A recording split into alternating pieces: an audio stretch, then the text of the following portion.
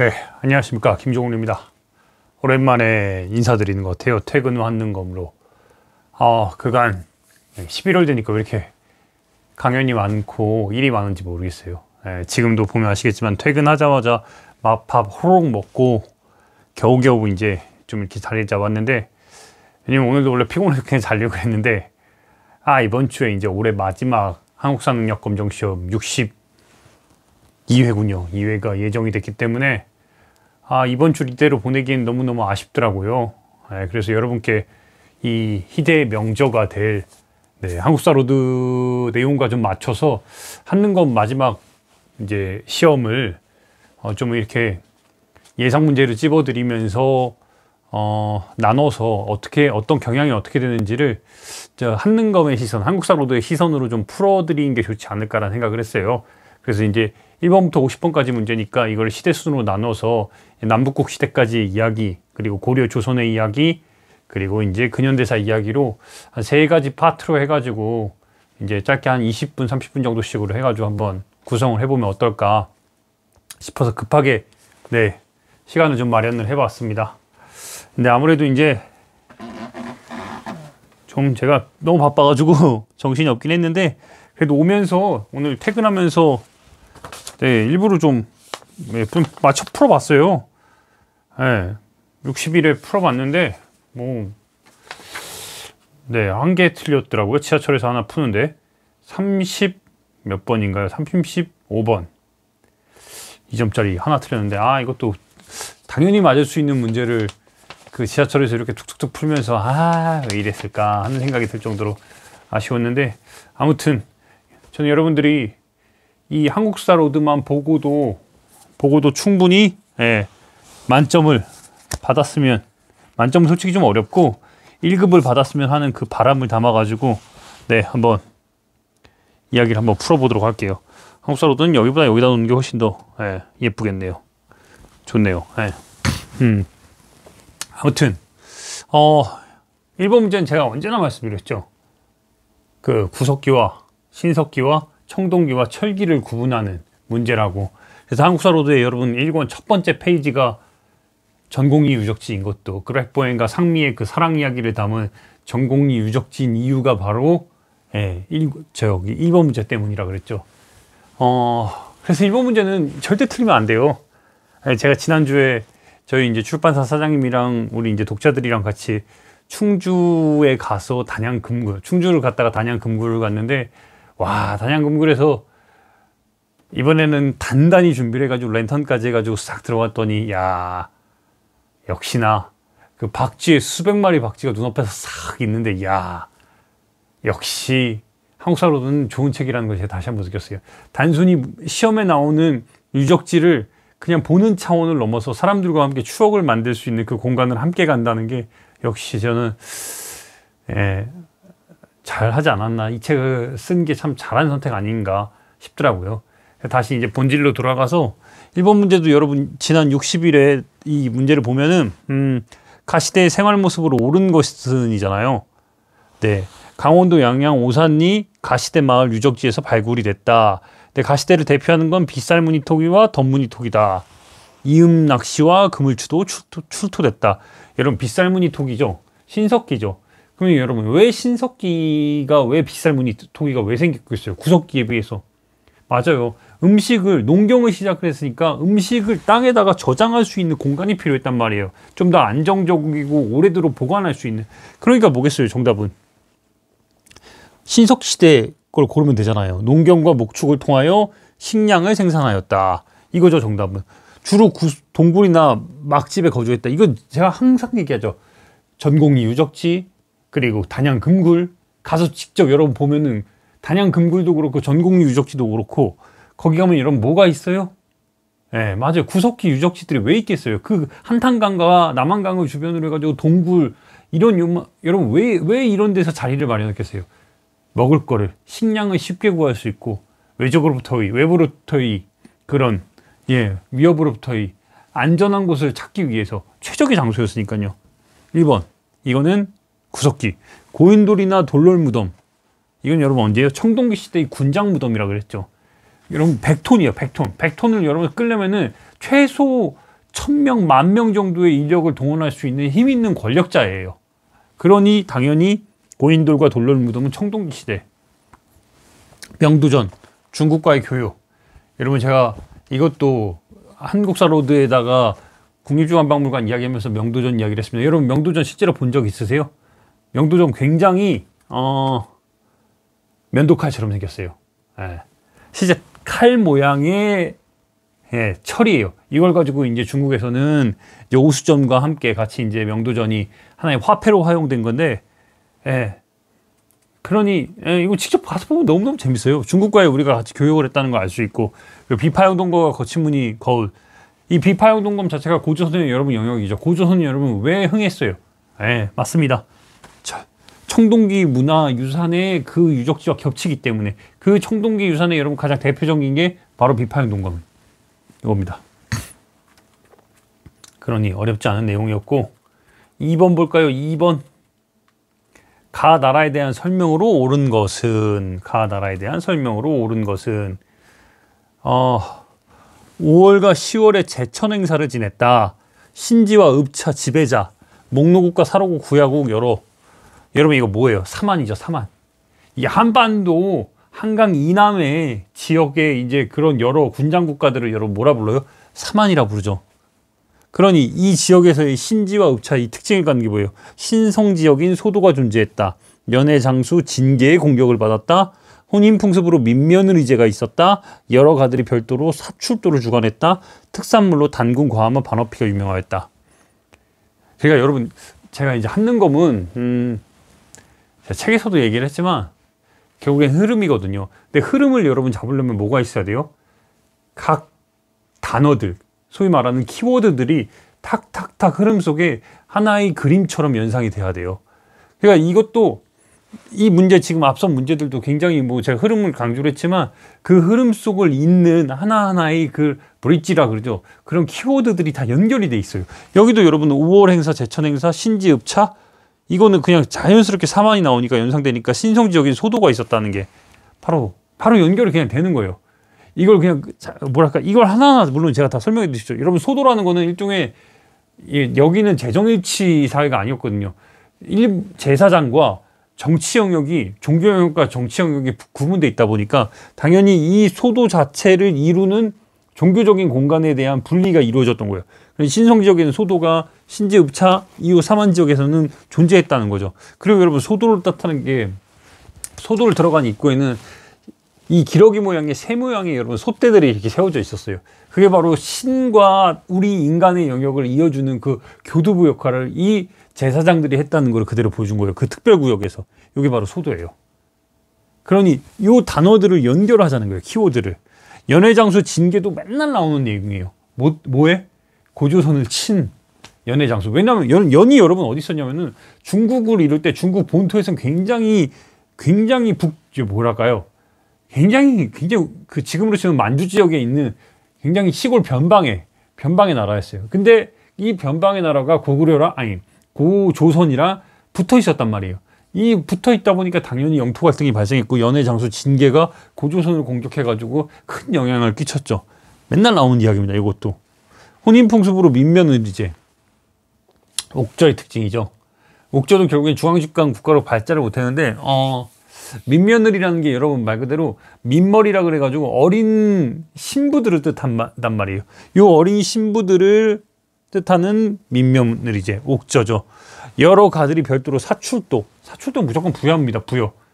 이것도 중앙집권으로 가기 어려움이 있었으니까 일종의 하나의 그 귀족들의 연합체인 이 사출도가 나라를 실질적으로 경영하는데 주관을 뒀다는 거죠. 특산물로 단군과 과암과 반어피가 유명하였다. 여러분들 다 어디예요? 다 어디예요? 동해입니다. 동해. 동해 지역, 지금의 동해 지역, 강릉과 강원도를 중심으로 펼쳐진 그 동해 지역에 여러분 나타났던 나라가 뭐예요? 바로 동예입니다. 이거죠. 단군과 과암과 반어피가 유명하였다. 그러니 정답은 여러분 뭐예요? 1번이죠. 오늘 종이에 너무 기사 쓰느라 힘들어가지고 제가 벌써 이 두 문제밖에 안 했는데 너무 지치네요. 원래 이러지 않았는데 너무 오늘 아침부터 너무 피곤해가지고 3번 볼게요. 다음 자료에 해당하는 국가에 대한 설명으로 옳은 것은 2점짜리. 벼슬은 16품계가 있다. 좌평 5명 1품, 달솔은 30명 2품, 은솔은 덕솔은 한솔은 나솔은 이상은 관은으로 꽃으로 은으로 만든 꽃장식을 했다. 그 나라의 지방에는 5방이 있다. 여러분 일단 좌평 나오는 순간 이건 무조건 백제예요. 그러니까 각 나라의 신라와 고구려와 백제의 일종의 귀족들의 뭔가 그 이름 있죠. 당시에 사용됐던 그 직책 이름. 그거만큼 여러분들 좀 기억을 했으면 좋겠어요. 왜냐면 이거 좌평 이렇게 나오고, 신라는 여러분 뭐예요? 육두품, 성골, 진골 이렇게 나뉘고, 그리고 여러분 여기서 바로 나오죠. 지방 장관으로 욕살과 철여근지가 있다. 이거 어디예요? 그리고 장수로는 개마 무사가 있다. 이거 여러분 뭐예요? 고구려죠. 특징이. 1번부터 다시 볼게요. 골품에 따라 관등 승진에 제한을 두었다. 제가 방금 말씀드렸죠. 육두품, 관등 승진에. 육두품은 아찬 이상 못 올라간다는. 예. 그리고 성골과 진골로 나뉘었다. 이게 신라죠. 제가회의에서 국가의 중대사를 결정했다. 이거 어디예요, 여러분? 제가회의. 고구려. 그러면 화백회의는 화백. 뭔가 화랑이랑 같이 연계가 되는 느낌적인 느낌이 있죠. 같은 화자를 써가지고. 이게 여러분 어디예요? 신라. 맞습니다. 그러면 백제는 정사함에 모여서 회의를 했습니다. 그래서 정사함 회의예요.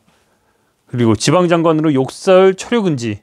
이거 고구려. 유화부와 영객부 등의 중앙관서를 설치했다. 아, 이거 굉장히 어려운 그 복인데 저도 솔직히 몰랐습니다.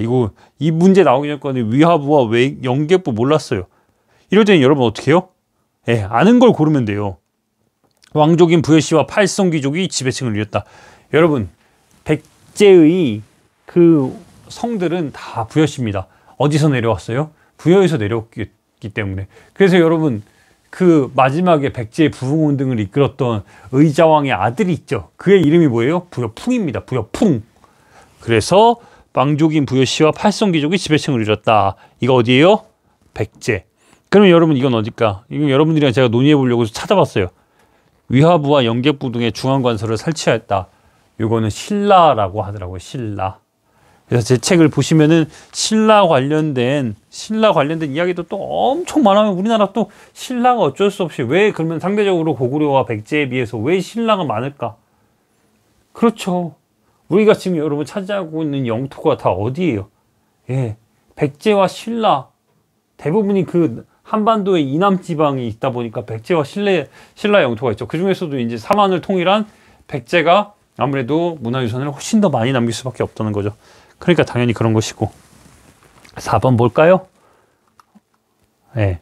다음 검색창에 들어갈 왕에 대한 설명으로 옳은 것은 원년 391년에 백제의 관미성을 빼앗았다. 그리고 10년에는 신라를 침입한 외를 격퇴했다. 13년에 후연을 공격했다. 18년에 왕자 고고련이가 태자가 됐다. 여러분 왕자 고고련은 누구예요? 이게 바로 장수왕이에요. 백제 관미성을 빼앗았다. 이 사람이 누구예요, 여러분? 391년에 18살 나이로 왕위에 오른 바로 광개토태왕 고담덕입니다. 제가 제일 좋아하는 왕이에요, 광개토태왕. 너무너무 어려운 시기에 왕위에 올라서 18살에 왕위에 올라서 18년 동안 정말 종횡무진으로 남과 북으로 달렸던 그 왕이 바로 광개토태왕 고담덕입니다. 근데 밑으로 내려갔다가 다시 올라갈 수밖에 없었어요. 왜? 후연 때문에. 북이 안정되어 있지 않았기 때문에 북을 안정시키고 나서 그의 아들 고고련에게 왕위를 물려줬고, 고고련이 남하 정책을 본격적으로 펼칠 수 있으면서 이름으로써 언제예요? 475년에 백제의 계로왕을 아차산에서 죽인 다음에 이 남쪽을 평정해서 중원까지 내려갈 수 있었던 결정적 계기가 바로 이 북쪽이 안정됐으니까 가능했던 거예요. 그러니 고고련이가 밑으로 내려와가지고 계로왕을 죽이고 계로왕이 한성에서 물러나니까 백제가 400년 넘는 그 한성 백제 시절을 접고 눈물을 머금고 웅진으로 그 지금의 공주로 내려갈 수밖에 없었던 겁니다. 그러니 여러분 이거 정답은 뭐예요? 고담덕에 대한 광개토태왕에 대한 걸 찾으면 되는 거예요. 광개토태왕은 영락이라는 연호를 사용했죠. 정답 바로 보이네요. 1번 태학을 설립해서 인재를 양성했다. 이건 여러분 소수림왕 때인데, 그러니까 우리가 잊지 말아야 될 게 뭐냐면은, 여러분 항상 역사가 이게 재밌으려면 뭐 왜 그래야 되면은 스토리를 알아야 돼. 그래야 재밌어요. 제가 여러분 역덕으로서, 한 사람의 역덕으로서 자꾸 역사에 더 천착을 하고 주말마다 답사를 다니고, 물론 기본적으로 전 재밌는데, 이 재밌는 요소는 제 스스로 발견하는 여러분 재밌는 가장 큰 요소가 뭐냐면요, 역사는 스토리예요. 이걸 외우려고 하니 이거 어떻게 다 외워요. 이걸 그냥 자연스럽게 이들의 역사가 지금이랑 여러분 연결고리가 똑같거든요. 그 흐름을 잡으면 되는 거예요. 여러분 광개토태양이 어느 날 갑자기 위기의 고구려 속에서 어느 날 갑자기 빡 나타나가지고 어느 날 갑자기 대단한 사람이 물론 능력이 있었지만 기반이 없이 될 수 있었던 건 아니에요. 광개토태양의 큰아버지인 소수림왕이 위기의 고구려를 어느 정도 안정시켜가지고 제도적으로 뭐 이렇게 법적으로 이런 교육적으로 어느 정도 기반을 다져놓으니까 그 기반 속에서 그의 조카 고담덕이 광개토태왕으로서 여러분 역할을 했던 거고, 그 광개토태왕이 여러분 역할을 하고 나니까 그의 아들 고고련이 90세가 넘는 그 70몇 년 동안의 재위기간 동안 여러분 고구려를 아시아 최대의 최강국으로 만들어 놓은 겁니다. 그러니 소수림아, 낙난군을 축출하여 영토를 확장했다. 그러면 그 고구려가 여러분 이 북방에서 말 그대로 아시아의 중심 국가로 설 수 있었던 그 근간에는 소수림왕 이전에는 여러분 누가 있어요? 미천왕이 있었던 거예요. 미천왕이 여러분 그 한사군이라고 낙난과 대방 이런 이 한반도에 남아있던 한나라의 그 부속 국가들을 축출해서 없앴기 때문에 한반도의 가장 최강국으로서 고구려가 중국으로부터의 그 방파제 역할을, 한민족의 방파제 역할을 할 수 있었던 게 바로 이때예요. 미천왕 때 낙난군. 그리고 을파소를 등용하고 진대법, 이거 고구천왕. 이거는 그 광개토 대왕으로부터 한 200년, 300년 전에 한 90년경의 이야기예요. 을파소와 진대법은 정말 고구려가 초반에 자리를 잡을 때 이야기인데, 을파소와 진대법과 그러면은 그 광개토태왕이랑 상당히 거리가 있음에도 불구하고 이게 여러분 왜 계속 나와요? 을파소와 이 진대법이? 그렇습니다. 이 을파소를 동의하고 진대법을 했다는 거는 이게 일종의 춘대 추납이거든요. 봄에 빌려주고 그리고 가을에 걷는 건데, 빈민 구제책으로서 계속해서 나오는 거예요. 이게 왕건 시대의 흑창, 뭐 조선 시대의 사창 이런 거랑 비슷합니다. 그러니까 계속해서 나오는 거예요.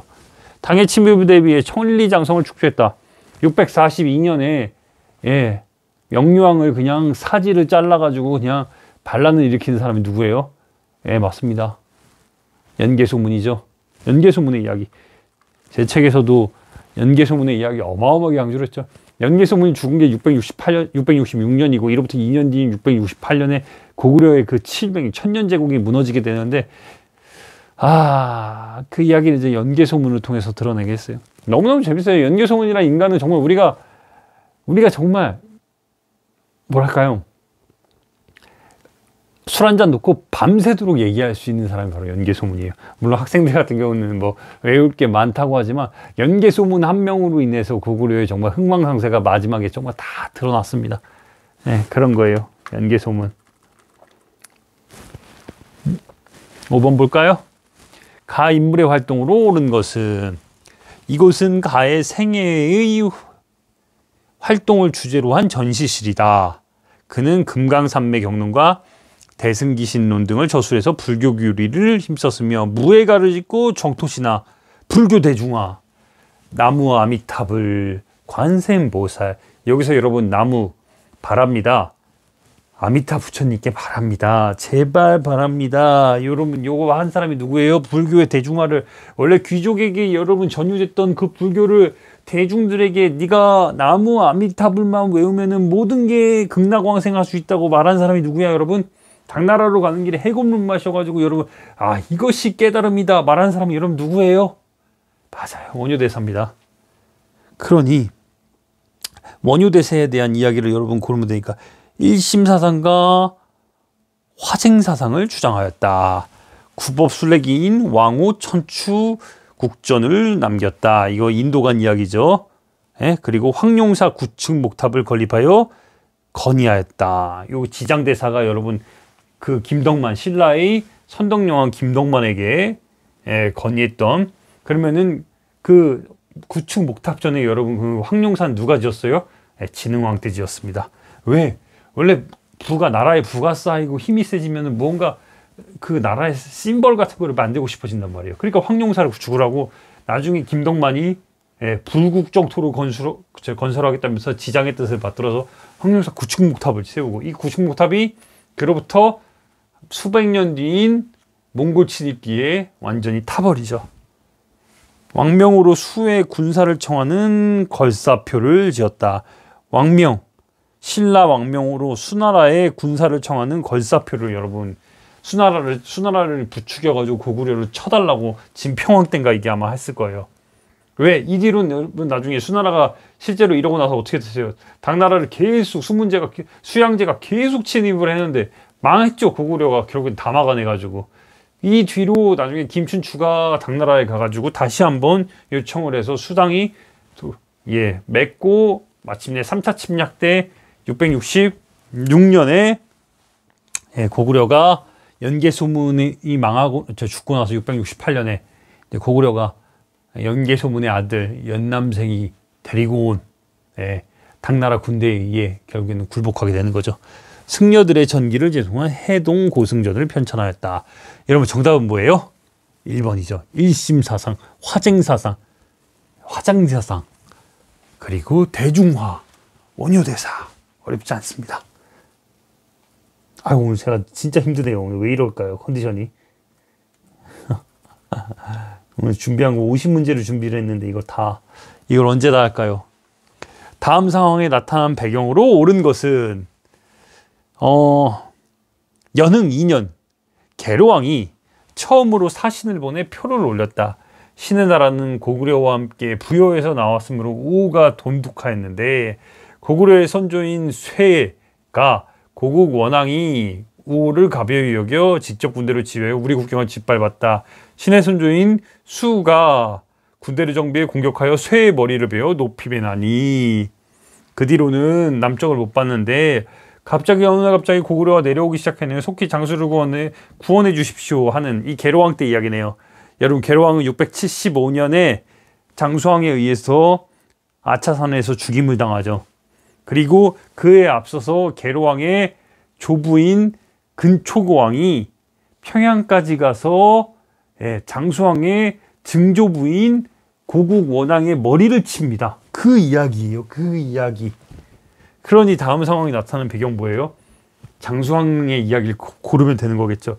을지문도 살수, 이거 수나라 때 이야기입니다. 이로부터 한참 뒤의 이야기예요. 동성왕 나제동맹, 이건 여러분 나제동맹, 요거는 나중에 장수왕이 훨씬 더 이렇게 강성해지고 성왕의 관산성 전투 전사하였다. 이거 진흥왕 때 이야기네요. 성왕이랑 진흥왕이 나중에 이야기예요. 이것도 성왕이랑 진흥왕이 고구려의 팽창에 맞서가지고 551년경인가요? 6세기 그때 서로 이제 연합을 하는데 결국에는 한강 유역을 성왕 때 다시 한번 찾죠. 근데 이로부터 수년 뒤, 한 3, 4년 뒤에 이 젊은 진흥왕이 성왕이 60대인 성왕이 여러분 뒤통수를 쳐가지고 한강 유역을 먹어버립니다. 그래서 성왕이 죽어요. 이때 개백의 결세대 660년 백제가 망하고 나서 그 즈음에 백제가 망했을 때 이야기네요. 황선벌에서 패배했다. 장수왕이 평양으로 천도하고 남진을 했다. 이거죠. 여러분 장수왕이 남진을 할 수 있었던 가장 결정적 이유는 광개토 태왕이 북방을 안정시켰기 때문에 남쪽으로 내려갈 여유가 생겼던 거예요. 물론 내부에서는 광개토 태왕이 그러니까 장수왕이 그 국내성 세력을 좀 견제하려는 그 이유도 좀 있었어요. 국내성과 평양파가 있는 상황 속에서 국내성파를 좀 견제하고 평양파를 자기를 지지하는 권력 기반층을 만들기 위한 하나의 방식으로서 평양으로 천도한 이유도 있습니다. 물론 그 근간에는 북쪽이 안정됐기 때문에 남쪽으로서 내려올 여유가 있었고, 보다 근간에는 자기의 증조부인 고국 원앙에 대한 복수를 하기 위한 방안이었던 거죠. 결국엔 이 모든 것들이 다 이루어져서 475년에 한강 유역을 마침내 차지하는 영광을 누리게 됩니다. 그리고 나서 이 영광이 어디까지 이어져요? 충주까지 계속해서 남아가게 되는 거예요. 충주까지 남아서 여러분 장수왕이 기쁜 마음에 거기다 뭘 세웠어요? 맞습니다. 한반도 남쪽의 유일한 고구려 비석인 중원 고구려비를 남기는 겁니다. 그거예요. 다 역사 말씀드리지만 여러분 다 흐름입니다. 이 흐름들을 놓치면은 역사는 재미가 없어요. 그게 문제예요. 그게. 그리고 이거 볼까요? 가나 사이에 있었던 사실로 옳은 것은 고구려 대신 연정토. 여러분 연정토 나왔네요. 연정토가 누구예요? 예, 연개소문의 동생입니다.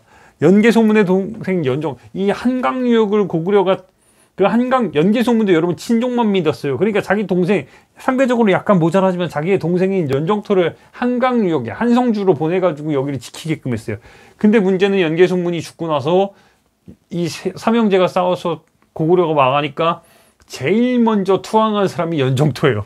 고구려 대신 연정토가 12성과 3,500의 백성을 이끌어 신라에 항복했다. 그때 이야기네요. 668년에 연정토와 그를 따르는 관이 24명의 의복에 집을 주었다. 이근행이 군사 20만을 이끌고 와서 매수성에 준주했는데 신라 군사가 공격해 당하게 했다. 당나라의 이근행. 예. 그러니까 여러분 사만을 통일하고 나당연합군에 의해서 결국엔 당나라에 의해서 백제가 멸망하고 나당연합군에 의해서 고구려가 멸망하고 이 흐름들이 660년 연개소문 죽은 거 666년 그리고 668년 고구려가 망하고 이 부흥운동이 일어난 다음에 고구려 부흥운동이 일어나고 나서 여러분 676년에 마침내 신라가 사만을 통일하게 됩니다. 당나라를 몰아내고. 물론 당나라가 여러분 여력이 없었던 거예요. 왜냐하면 우리는 당나라 기준으로 했을 때 동쪽이잖아요. 서쪽과 북쪽을 중심으로 해가지고 지금으로 치면은 티벳 같은 곳에서 어마어마한 반란이 일어났단 말이에요. 그걸 제압하기 가르친 게인가? 가르친 경우에 맞습니다. 그쪽으로 해서 그쪽에 이제 티벳 부쪽 쪽으로 해가지고 막 반란이 너무너무 걷잡을 수 없이 들어가니까 그걸 일단 막으려고 병력을 이동시켰죠. 당시에 정말 전 세계 최강국이던 당나라가 어떻게 신라와의 싸움에서 지겠어요. 근데 신라 내부에 있어서 물론 한반도에서 이제 여러 식량 사정도 있었지만 그 모든 것들을 다 고려를 해서 마침내 승리를 쟁취했고 사만에서 신라가 676년에 승리하게 되는 결과를 이끌어낸 겁니다. 그러니 668년과 676년 사이에 있었던 그 10년 사이의 이야기를 고려해야 되니까 윤충이 대야성? 아니죠. 이건 이거보다 앞선 이야기예요. 의자왕 때 이야기죠. 문무왕이 안승을 문무왕 김범민이 김춘추의 아들 문무왕 김범민이 안승을 보덕왕으로 안승은 여러분 고안승입니다. 고안승 고구려의 여러분 그 부흥운동의 한 축이었어요. 보덕왕으로 책봉함으로써 여러분 익산에 있는 보덕왕으로 책봉함으로써 고구려 유민을 포섭한 거죠. 그러니 정답은 이거죠. 김춘추가 당과의 군사동맹을 성사시켰다. 연개소문이 자꾸 안 받아주니까 여러분 김춘추가 무슨 선택을 했어요? 저는 김춘추도 언제가 여러분이랑 한번 좀 저랑 얘기해보고 싶어요. 김춘추가 가장 작은 나라에서 어떻게 하면 살아남을 수 있을지 김유신과 막 근친혼과 근친 또 막 김춘추의 딸을 김춘추가 김유신의 여동생이랑 결혼을 했잖아요. 그의 아들이 여러분 김범민이잖아요. 근데 그의 여식을 여러분 보다 단단하게 김유신과의 군사력을 가진 김유신과의 여러분 융합을 위해서 무슨 짓을 했어요? 김춘추는 자기의 땅을 김유신에게 보냈어요. 이 어마어마한 근친혼이 막 일어난 거죠. 예. 그래서 여러분 요거는 정말 이 신라 사만통일의 여러분 담금질을 한 김춘추의 이야기고 연개소문이 정변을 일으켜서 권력을 장악한 건 642년의 이야기고 천리장성을 짓다가 당나라에 여러분 대항하기 위해서 부여풍이 왜군과 함께 백강을 건너 이거는 여러분 660년에 백제가 망하고 나서 일본에 있던 왕자 부여풍이 왜군과 함께 들어와서 백제 부흥운동을 이끌죠. 그 이야기입니다. 그러니 여러분 정답은 뭐겠어요? 2번. 아이고 힘들어. 8번. 다음 가상대화 이후에 있었던 사실로 옳은 것은 김헌창 나왔네요. 웅천주. 여러분 웅천 어디에요? 공주입니다. 공산성 가면 그래서 김헌창의 기록도 있어요. 그의 아버지가 왕이 되지 못한 걸 불만. 여러분 이거는 다 사만통일 이후에 신라의 이야기죠. 그러니 그 사만통일 이후에 신라 후반기의 이야기입니다. 대부분이 장보고 이야기와 육두품 출신의 최치원에 대한 이야기가 굉장히 많이 나와요. 그리고 원종 애노에나 굉장히 불안적이고 사회적으로 굉장히 안정되지 못했던 이야기들이 많이 나와요. 이것도 마찬가지고요. 김헌창이나. 그러니 거칠부가 국사를 편찬한 거 이거 진흥왕 때 이야기고 항상 말씀드리지만 나라가 부강하면은 뭔가 세우고 싶고 남기고 싶어요. 그런 겁니다. 왜 자랑하고 싶으니까 후대가 나의 업적을 알았으면 좋겠으니까. 그런 진흥왕이 여러분 단양에다가 순수비를 적성비를 세우고 북한산에 순수비를 세우고 저 뭐 마운용비와 함초용비 이런 걸 왜 세우겠어요? 창녕비를 여러분 왜 세우겠어요? 자랑하고 싶으니까 너희도 좀 알아줬으면 좋겠으니까 후세가 그겁니다. 역사도 마찬가지예요. 이사부로 하여금 우상국 정복 지증왕 때 이야기죠. 예, 여러분 독도는 우리 땅 할 때 그 노래 나오죠. 신라 장군 이사부 막 이거 아시죠? 관료전 지급되고 노고부 폐지였다. 아이고 요거는 이 관료전이 신문왕 때인데 그의 여러분 후손인 경문왕이었나요? 지금 잠깐 헷갈리는데 왕권이 강화된 왕권이 있다가 갑자기 이 귀족들의 세력이 다시 강화되니까 여러분 이 노급을 다시 한번 관료전이 지급되고 이거 신문왕 때이군요. 나중에 신문왕 때 관료전이 지급되고 노급이 폐지되는데 얼마 뒤에 다시 관료전이 폐지되고 노급이 지급되는 상황이 벌어집니다. 이건 신문왕 때 이야기네요. 신문왕은 여러분 누구의 아들이에요? 문무대왕 김범민의 아들이죠. 그래서 신문왕이 하는 업적들이 얼마나 많은데요. 문화융성적인 업적이 너무너무 많아요. 그래서 여러분 신문왕 경주에 가서 여러분 신문왕의 무덤에 가면은 야 무덤 기가 막혀요. 진짜 잘 해놨는데 제 책에다 여러분 써놨거든요. 신문왕의 무덤 꼭 가보세요. 선덕여왕 김덕만의 무덤 아래쪽에 있거든요. 문문자가 새겨져 있어요. 무덤에 이렇게 둘레석에 문문자 한 무덤 이 둘레석 정말 거대한 둘레석에 한쪽에 문문자가 있어. 그러니까 1500년 전에 왕의 무덤으로 들어가는 그 돌을 치우면 무덤으로 들어갈 수 있는 게 거기에 새겨져 있었던 거예요. 기가 막혀요 진짜 그거 보고 있으면. 제가 문문자라는 글자를 찾았을 때의 환희는 야 신문왕 원종 애노의 사벌주 이 지금의 상주 지역입니다. 굉장히 당시 중심 지역이었어요. 봉기하였다. 이거네요 정답은. 2차돈의 순교 불교공인 버풍왕. 버풍왕 이름이 여러분 김원종이고 그의 조카 진흥왕의 이름이 김삼맥종입니다. 이 둘의 여러분 초석과 담금질이 있었기 때문에 선덕여왕을 거쳐서 마침내 태종무열왕 김춘추를 거쳐서 문무대왕 김범민 때 676년에 신라가 사만을 통일하게 되는 천년왕국의 그 담금질이 완성이 되는 거예요. 그러니 정답은 여러분 뭐예요? 4번. 근데 이렇게 힘들게 통일을 했는데 결국에는 기본적으로 인간에 대한 차별 그리고 자기들이 먹은 나라 그 신민에 대한 차별 이런 것들이 쌓이고 쌓여서 그 천년왕국도 정말 하루아침에 무너져 내리게 되는 거죠. 역사가 이렇게 증명하고 있습니다. 9번. 이거까지만 하고 여러분 잠깐 쉬어도 되겠네요. 왜냐면은 이건 여러분 누구의 이야기예요? 남북국 시대를 지내와서 고려의 이야기니까 10번까지만 하고 쉴게요. 왜냐면은 10번이 발해의 이야기네요. 9번은 신순겸 장군. 이 달굿벌에 가면은 왕건이 사만통일을 하는 과정 속에서 이제 신라가 이제 망해가고 이제 남북국 시대에서 먼저 어디가 망해요? 거란에 의해서 발해가 망하고 나서 이로부터 이제 20여 년 뒤에 신라가 최종적으로 망하게 되는데 이 신라가 망하게 되는 과정 속에서 그 개성의 송악 지역에 여러분 호족이었던 왕건이 이제 자연스럽게 이제 가장 세를 취득하죠. 근데 그 과정이 쉽지 않았어요. 견훤에 의해서 몇 번이나 죽임을 당할 뻔합니다. 대표적인 게 바로 이거예요. 달굿벌에서 있었던 이 전투, 공산전투. 당시 대구가 공산이었습니다. 이 공산전투에서 정말 죽을 뻔하자 그의 장군이었던 신순겸이 그 왕건의 옷과 말을 입고 여러분 대신 죽습니다. 그래서 이 대신 죽은 충정을 기리기 위해서 표충단을 대구에 요거를 이렇게 무덤에다 세운 거예요. 그러니까 왕의 정책이니까 왕건 시기에 정책을 고르면 되는 겁니다. 왕건은 거란을 너무너무 싫어했어요. 그럼에도 불구하고 백성들에 대한 여러분 굉장히 애정이 있었고 이 자기의 안정적인 자기를 지지해준 호족들을 결합하기 위해서 여러분 막 결혼을 수십 번을 했죠. 그걸 구하면 됩니다. 빈민구제를 위해 흑창을 설치했다. 이거 왕건의 가장 대표적인 업적이죠. 1번 12목을 이건 아니죠. 외침 대비 개경 나성 아니죠. 관악 양형고 이건 다 후반기에 제가 고려 이야기할 때 좀 더 디테일하게 해드릴게요. 쌍기의 건이 과거제 이거 고려 광종의 이야기 태조. 근데 제가 항상 고려를 여러분 항상 할 때마다 고려를 여러분 가장 쉽게 할 수 있는 쉽게 우리가 외울 수 있는 고려에 대한 쉽게 가장 접근할 수 있는 방법이 여러분 뭐예요? 제가 한국사로도 2권에 엄청나게 강조한 고려는 솔직히 개성을 중심으로 이루어졌고 북한에 많은 유적지가 남아있기 때문에 고려에 대해서는 우리가 접근성이 상대적으로 떨어져요. 근데 고려를 가장 쉽게 접근할 수 있는 가장 중요한 포인트가 하나 있으니 고려의 왕의 순서를 여러분 조선처럼 외우면 됩니다. 조선 여러분 다 알죠? 태종, 태세, 문단세, 예성윤중, 임명선, 광윤우, 숙경영, 정순원철, 고순 500년 너무너무 쉽게 다들 아는데 고려 해보라고 하면 못해요. 고려 해볼까요? 태정광, 경성목, 현덕정문, 순선원, 수계인인, 명신, 그리고 희강고원, 열선숙, 해묵정, 공우창공. 다시 해볼까요? 왜냐면 이걸 외워야 돼.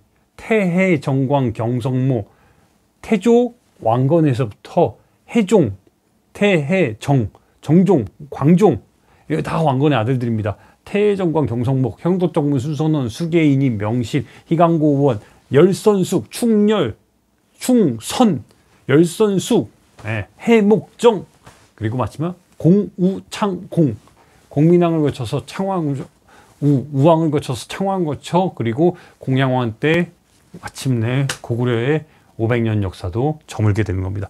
이것만 알면은 고구려 여러분 정말 쉽게 다가옵니다. 그리고 이것까지만 하고 10번까지만 하고 잠깐 쉬었다가 나머지 할게요.